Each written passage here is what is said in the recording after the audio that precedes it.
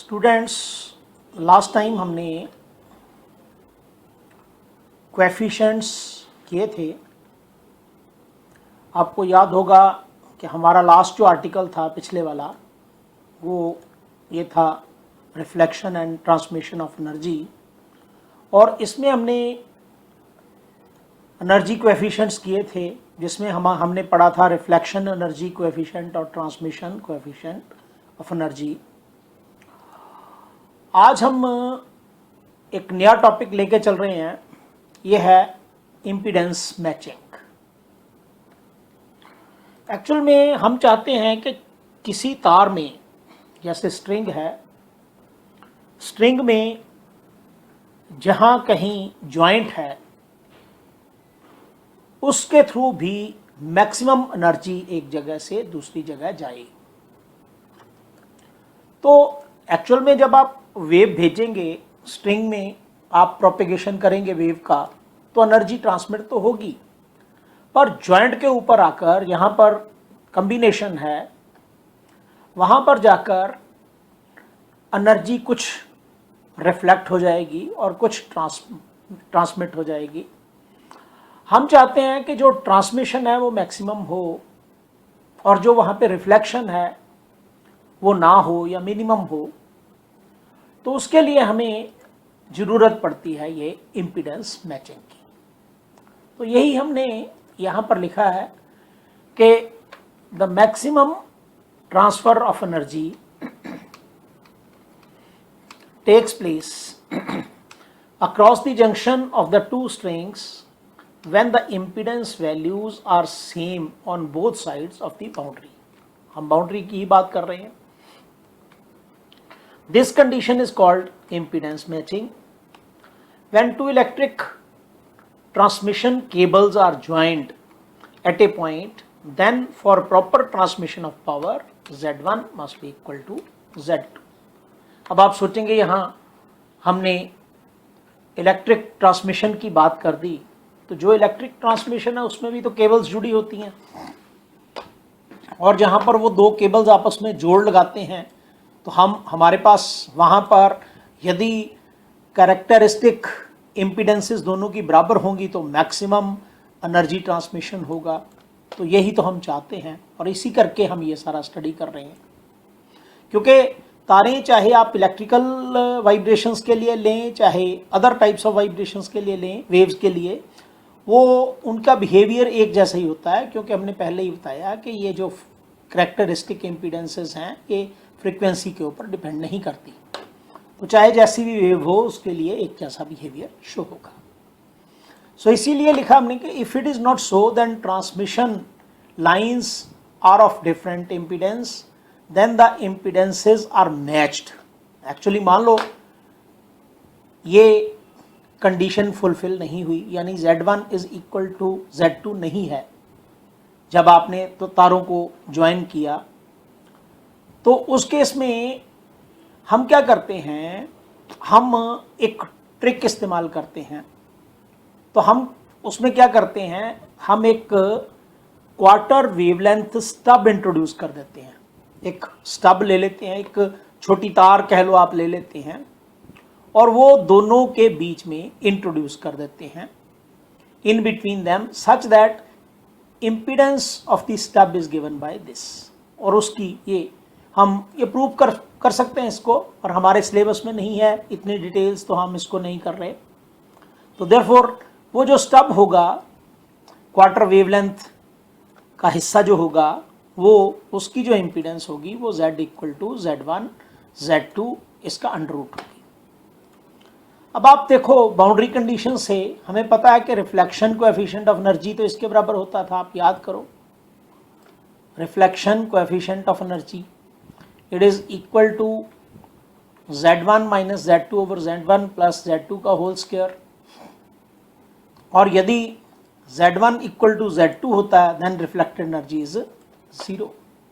तो तभी हमने कहा ना कि Z1 यदि Z2 के बराबर होता है तो रिफ्लेक्ट एनर्जी होती नहीं है, सारी की सारी ट्रांसमिट होती है, और वो ट्रांसमिटेड एनर्जी कितनी, उसका जो कोएफिशिएंट है वो that will be equal to 4Z1 Z2 over Z1 plus Z2 का होल स्क्वायर। ये होता है फार्मूला, इसीलिए if Z1 equal to Z2 होगा तो ट्रांसमिटेड एनर्जी कोएफिशिएंट कितना होगा वो आप पुट करके देख सकते हैं। जब आप नीचे डिनोमिनेटर में Z1 और Z2 को बराबर पुट करेंगे तो उस केस में कितना आएगा, ये आएगा 2Z1 का होल स्क्वायर यानी 4Z1 स्क्वायर, तो ऊपर भी 4Z1 स्क्वायर बनेगा, ये कट जाएंगे और हमारे पास आंसर एक आ जाएगा। So that is in that case transmitted energy is equal to incident energy, that is there is no energy reflected back। और यही हम चाहते हैं कि जब हम तारों के ज़रिए जैसे हम बिजली ट्रांसमिट करते हैं तो उस केस में हमारे पास लॉस ना हो, तो लॉस नहीं होने का मतलब कि ट्रांसमिशन हो जाए। सो यही हमने कहा कि this shows that when Z1 is equal to Z2 no energy is reflected and all energy is transmitted। In such a case impedances are said to be directly matched। तो हम कहते हैं कि ये हमारी मैच हो गई हैं। अब क्वेश्चन राइज होता है कि इसका फायदा क्या है जो हम ये कर रहे हैं इम्पीडेंस मैचिंग, इसके क्या यूजेस हैं। तो पहले तो हम यही बताएं आपको कि यूजेस तो इसमें बाद में हमने दिए, ये पहले कंडीशन ही हमने बताई हुई है। तो conditions for impedance matching when Z1 is not equal to Z2। अब पीछे मैंने कहा कि Z1 इक्वल टू Z2 होता है तो उस केस में हमारे पास मैक्सिमम एनर्जी 100% ट्रांसमिशन हो जाता है। पर मान लो कि हमने जो तारें दो जोड़ी उस केस में Z1 और Z2 दोनों बराबर नहीं हैं। यदि ऐसा नहीं है तो उस केस में हम बीच में एक एलिमेंट इंट्रोड्यूस कर देते हैं। तो हमने अभी पीछे आपको बताया कि दोनों के बीच में हमने एक स्टड इंट्रोड्यूस कर दिया था। ये देखिए हमने आपको बताया स्टब, ये क्वार्टर वेवलेंथ स्टब बीच में इंट्रोड्यूस कर दिया। तो वहाँ पर जब स्टब इंट्रोड्यूस करते हैं उसकी जो लेंथ होती है वो कितनी होती है, तो उसको क्वार्टर वेवलेंथ इसीलिए कहते हैं कि उसकी लेंथ λ/4 होती है और उसकी जो अपनी करेक्टरिस्टिक इम्पीडेंस होती है वो इनके बराबर होती है, that is √of Z1 into Z2। Z1 पहली वाली हिस्से का एक करेक्टरिस्टिक इम्पीडेंस और Z2 दूसरे वाले हिस्से का करेक्टरिस्टिक इम्पीडेंस, और lambda is the wavelength of the incident wave in the material of coupling element. So इसलिए हमारे पास ये दो कंडीशंस बन गई जो कि अप्लाई होती हैं यहाँ। पहली कंडीशन के the impedance of coupling element, ये आप नीचे पढ़ सकते हैं, the impedance of the coupling element is the geometric mean of impedances of the media to be matched, and second condition is the coupling element has length L is equal to λ/4 where lambda is the wavelength of the incident wave in the medium of the coupling element। ये condition है हमारी, तो condition for impedance matching. और इसके uses क्या हैं, तो इसके कुछ इंपॉर्टेंट यूजेस हैं। अब क्योंकि ये जो इम्पीडेंस मैचिंग है ये तो सभी वेव्स के लिए एप्लीकेबल है, ये जरूरी नहीं थी कि आप तारों की ही बात करें। सो इसीलिए हमने कहा कि the concept applies to all types of waves travelling through the two media of different impedances. So it finds wide application in many fields. पहली तो ये there is maximum power transfer from a generator to the load, मतलब जहाँ से जैसे आपने बिजली पैदा की और यहाँ बिजली भेजनी है तो उसमें मैक्सिमम पावर कब ट्रांसफ़र होगी, तो ये पहली कंडीशन है कि when the impedance of the generator and load are matched, तो उसकी इम्पीडेंस मैचिंग कर दो, पहली बात। दूसरा हम इलेक्ट्रिसिटी में भी यूज़ करते हैं ऐसे ही, in electrical appliances suitable coupling transformer is use to match the impedance of the output circuit to the impedance of the loud speaker, for example in power amplifiers और रेडियो सेट्स, तो हम वहाँ पर भी ये मैचिंग करते हैं। तीसरा हम जो यूज़ करते हैं वो है एंटी रिफ्लेक्शन फिल्म्स। अब सोचेंगे ये क्या है, एक्चुअल में आप जब ऐनक लगाते हैं, मान लो आप गॉगल्स का इस्तेमाल कर लें या स्पेक्टिकल्स का इस्तेमाल कर रहे हैं, तो क्या होता है कि जब बाहर से लाइट आती है तो वो लेंस के ऊपर पड़ के एक हिस्सा उसका रिफ्लेक्ट हो जाता है और एक हिस्सा उसका ट्रांसमिट होता है। तो हम क्या करते हैं, उस लेंस के ऊपर एक ऐसी कोटिंग चढ़ा देते हैं जो हमारी जितनी लाइट आ रही है उसको रिफ्लेक्ट ही ना होने दे, वो सारी की सारी आगे ट्रांसमिट कर दे। ऐसा तब जरूरी हो जाता है जब आप पर्टिकुलरली जैसे स्टार्स की स्टडी करते हैं। अब स्टार्स से तो लाइट ही बहुत कम आती है। अब स्टार्स की लाइट यदि कुछ हिस्सा लेंस के ऊपर पड़कर रिफ्लेक्ट हो जाएगा तो हमारे लिए बुरा होगा। तो उस केस में हम चाहते हैं कि लाइट मैक्सिमम गैदर हो जाए, तो हम उसके ऊपर एक एंटी रिफ्लेक्टिंग फिल्म चढ़ा देते हैं। उसमें भी ये कंसेप्ट काम आता है। तो यही चीज़ हमने लिखा है यहाँ कि lenses of optical instruments are coated with dielectric layer of thickness λ/4 quarter wave layer and refractive index n is equal to under root of n1 n2, where n1 is refractive index of air and n2 is refractive index of the material of the lens। तो हम उसमें भी ये concept इस्तेमाल करते हैं। इसके अलावा हम ये कंसेप्ट ट्रू ट्रांसमिशन लाइंस के लिए भी करते हैं। The two transmission lines of different impedances are matched by inserting quarter wavelength stubs of line between them, ताकि हमारी जो एनर्जी लॉस है जब हम ट्रांसमिशन करते हैं तो वो ना हो। तो ये इम्पीडेंस मैचिंग का बहुत एक इम्पॉर्टेंट टॉपिक है जो हमें बार बार काम आएगा आने वाले टाइम में भी। तो it is important, you can learn it by heart. तो स्टूडेंट्स, सब हम चलते हैं अपने अगले टॉपिक की तरफ, और यह है सुपरपोजिशन ऑफ वेव्स। मान लो कि आप शांत तालाब के किनारे खड़े हैं और पानी शांत है, उसमें आप एक पेबल ड्रॉप करते हैं एक जगह पे, तो आपने देखा कि वहाँ पर रिपल्स पैदा होने शुरू हो जाते हैं। अब ऐसे ही एक और पेबल आप एक दूसरी जगह ड्रॉप करेंगे तो वहाँ भी रिपल्स पैदा हो जाएंगे, यानी वेव्स जनरेट हो जाएंगी। जरूरी नहीं दो ही हो, आप एक और ड्रॉप कर दो पेबल या पत्थर जिसको आप बोल रहे हैं, तो आप देखेंगे कि तीसरी जगह भी वेव्स पैदा हो गई।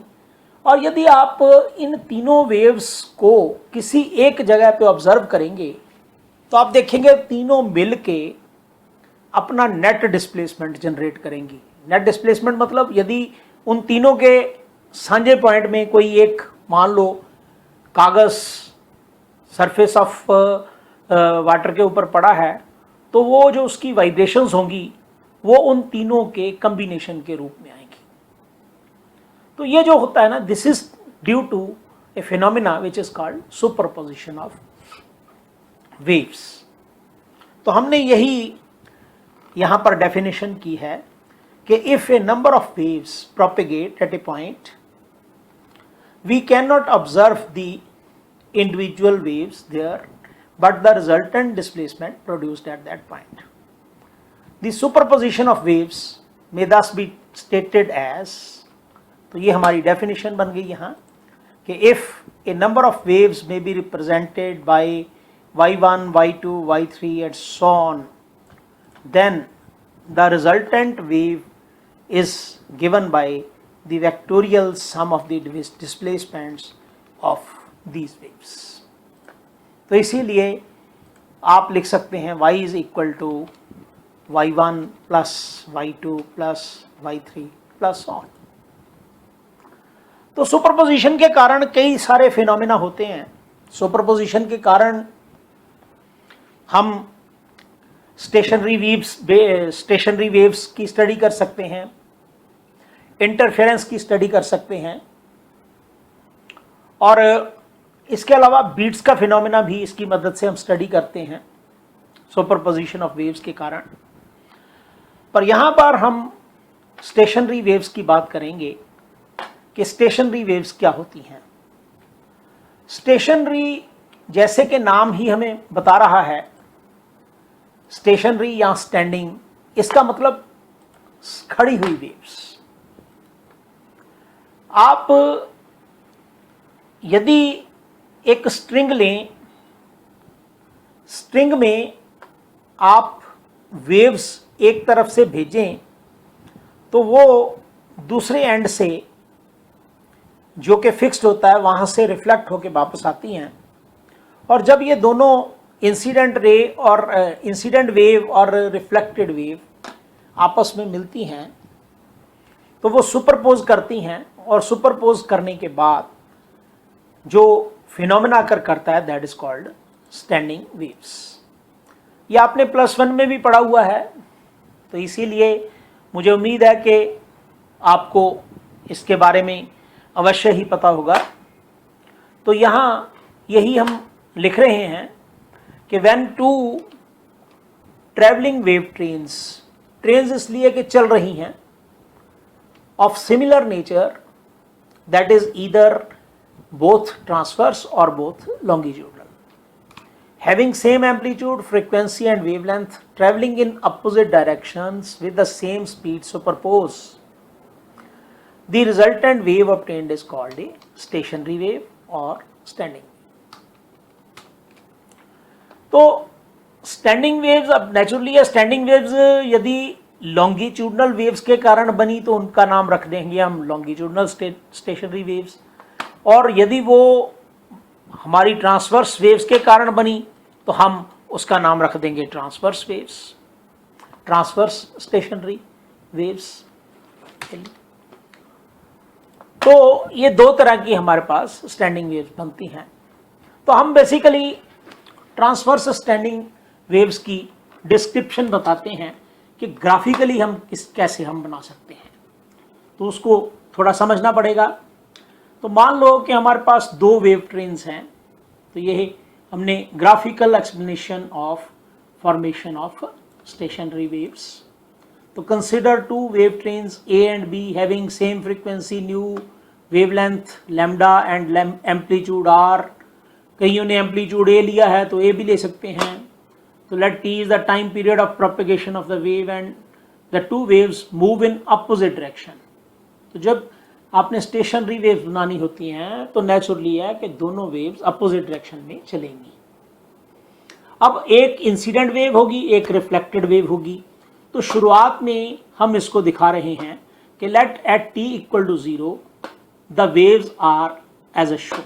ये फिगर A में देखिए, मैं एक्चुअल में वेव के ऊपर 7 पार्टिकल्स लेके चला हूं। ये 1.5 वेव कंसिडर की है मैंने। ये एक पार्टिकल 1, फिर ये पार्टिकल 2, ये आगे particle 3, particle 4, particle 5, particle 6, particle 7 wave के ऊपर। ये फर्स्ट वेव जब प्रोपेगेट कर रही थी तो पार्टिकल 2 ऊपर था अपनी एक्सट्रीम पोजीशन पर, पार्टिकल 4 नीचे था अपनी एक्सट्रीम पोजीशन पर, और पार्टिकल 6 ऊपर था अपनी एक्सट्रीम पोजीशन पर फॉर फर्स्ट वेव। और जो दूसरी वेव थी उसके लिए वो वापस आ रही थी, वो इधर को आ रही है। ये देखिए, ये एरो नीचे लगा हुआ है, सेकंड वेव B ये लेफ्ट को आ रही है, और जो फर्स्ट वेव A थी ये राइट को जा रही थी।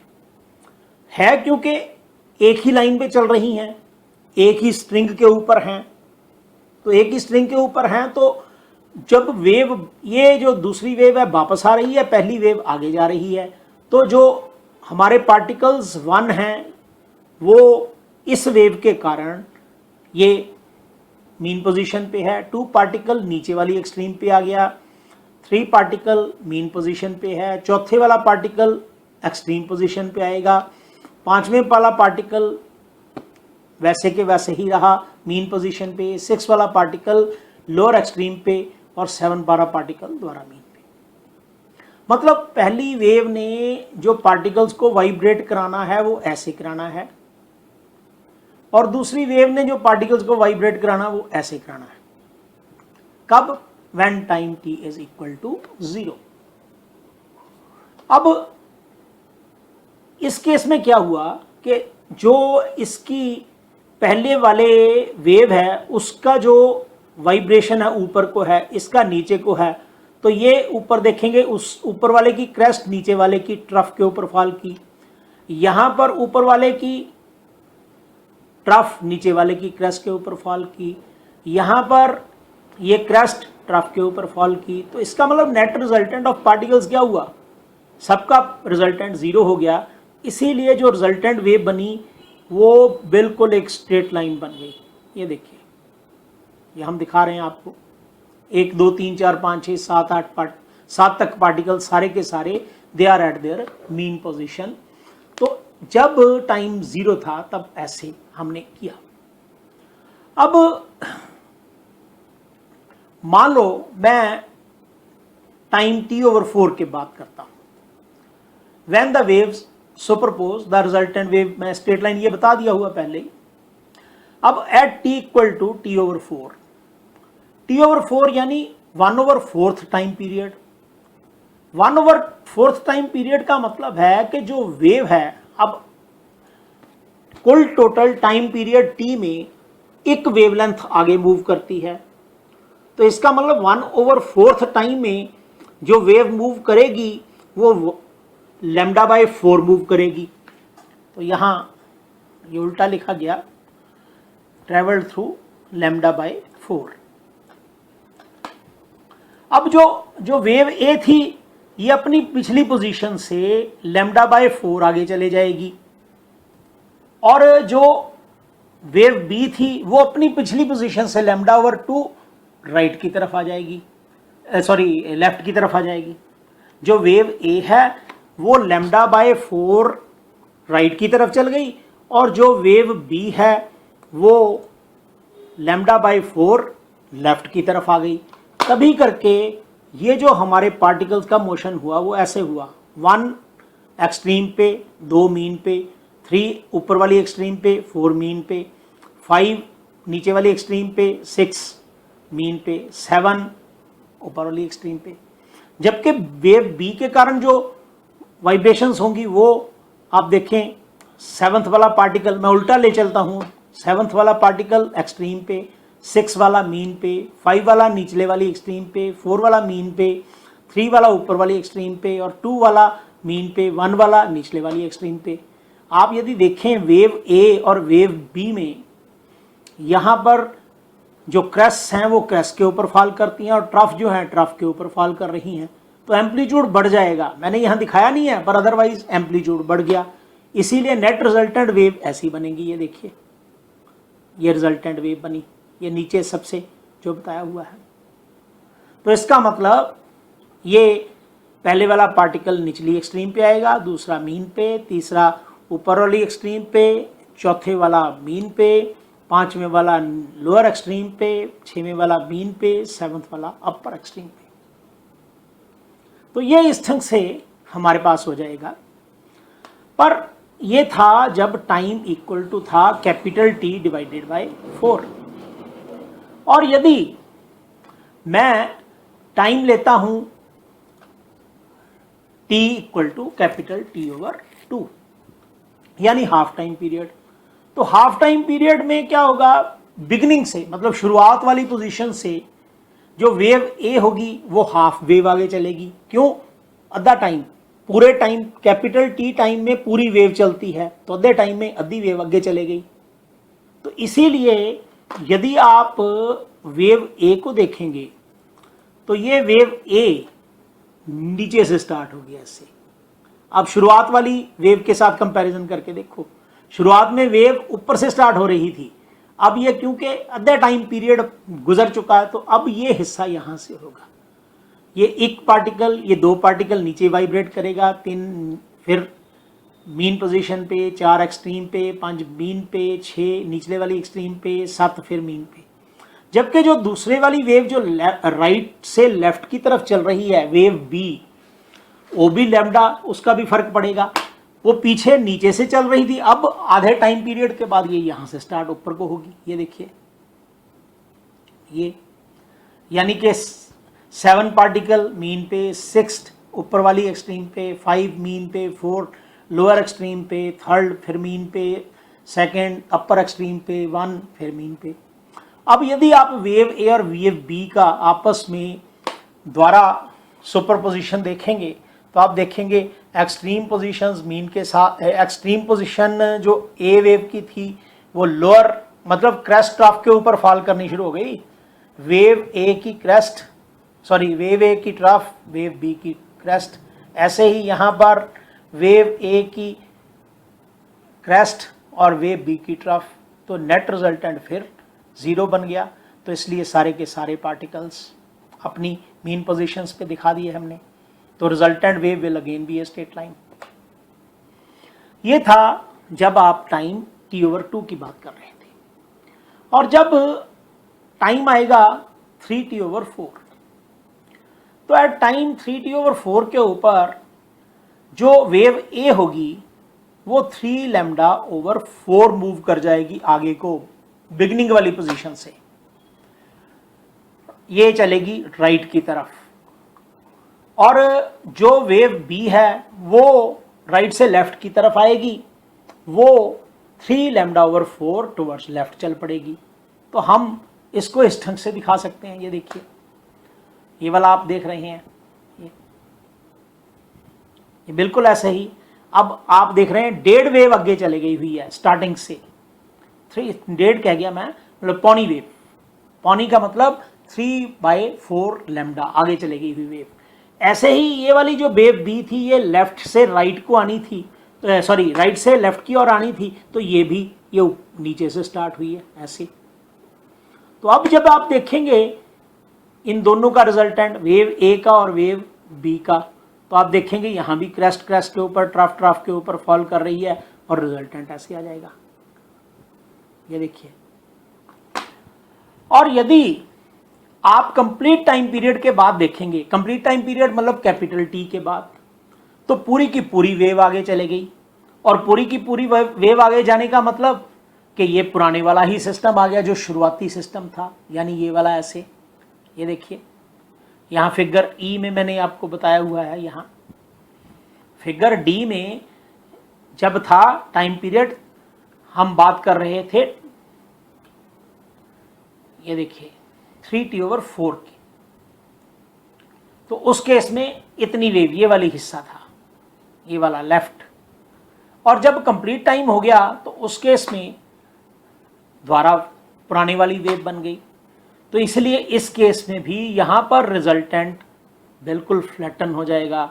ये 1 2 3 4 5 6 7 सारे के सारे पार्टिकल्स हमने अपनी मीन पोजीशंस पर दिखाए। जबकि इसके पिछले केस में ये 1 पार्टिकल एक्सट्रीम ऊपर वाली पे, 2 यहाँ पर, 3 नीचे वाली एक्सट्रीम पे, 4 मीन पे, 5 ऊपर वाली एक्सट्रीम पे, 6 मीन पे और 7 नीचे वाली एक्सट्रीम पोजीशन पे था।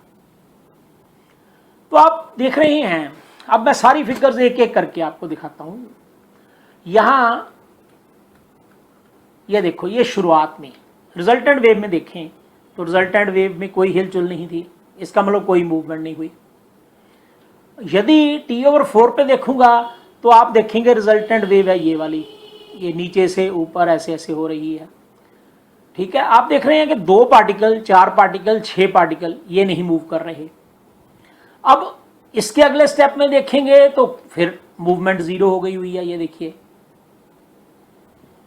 और इसके आगे 3t/4 टाइम पे देखेंगे तो उल्टा हो गया हुआ है, ये देखिए, ये ऊपर, ये यहां से ऐसे वाइब्रेशंस। और आप फिर देख रहे हैं कि 2 पार्टिकल, 4 पार्टिकल, 6 पार्टिकल्स मूव ही नहीं कर रहे।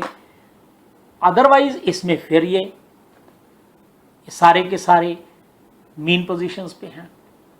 इसका मतलब हुआ कि हमारे जो पार्टिकल्स 1, 3, 5 और 7 हैं, ये तो वाइब्रेट करते हैं, ये कभी नीचे को वाइब्रेट करते हैं। ये देखिए, जब पहला दूसरा केस था, ये यहाँ फर्स्ट केस था, ये दूसरा केस था, तो ये ऊपर को थे, सॉरी ये पीछे, ये फर्स्ट केस था फिगर ए में।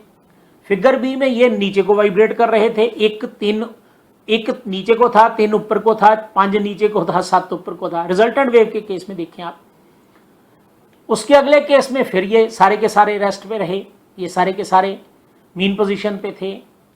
अब इसके बाद ये 1 3 5 7 ये वाइब्रेट कर रहे हैं, 1 ऊपर में है, 3 नीचे आ गया, 5 ऊपर आ गया, 7 ये उल्टा हो गया पिछले केस से, और इसके बाद ये फिर 1 2 3 4 ये सारे के सारे फिर ऐसे ही मीन पोजीशंस पे हैं। तो इसका मतलब हुआ कि हम ये वेव ऐसे रिप्रेजेंट कर सकते हैं कि जब टाइम 0 था तो ये सारे पार्टिकल 1 2 3 4 5 6 7 इस लाइन पे थे, ये जो स्ट्रेट लाइन है, और जब टाइम t/4 हुआ ये पार्टिकल्स ये नीचे था, पहले वाला पार्टिकल ये यहां से ऐसे वाइब्रेशंस थी, ये देखिए मेरा कर्सर जहां जहां घूम रहा है ऐसे। तो जब टाइम t/2 आया तो ये सारे का सारे पार्टिकल फिर मीन पोजीशन पर आ गए। जब टाइम 3t/4 आया तो ये 1 3 और 5 पार्टिकल्स ऐसे वाइब्रेट कर रहे थे, देखिए। और जब टाइम कैपिटल T आया ये फिर मीन पोजीशन पे आ गए। इसका मतलब जो हमारी स्ट्रिंग है, स्ट्रिंग में 2 4 6 पार्टिकल तो वाइब्रेट ही नहीं करते, और जो बाकी सारे पार्टिकल्स हैं वो ऊपर नीचे वाइब्रेट करते हैं अलग अलग हिस्सों में। तो ये एक्चुअल में ना ये कहलाते हैं सेगमेंट्स। और ये ऐसे जब आप एक्सपेरिमेंट करते हैं तो आपको स्ट्रिंग के ऊपर ये सारी की सारी वेव बनी हुई पाते हैं आप, और इस सभी को हम बोलते हैं कि ये सेगमेंट है, अलग अलग सेगमेंट में वाइब्रेट कर रहे हैं।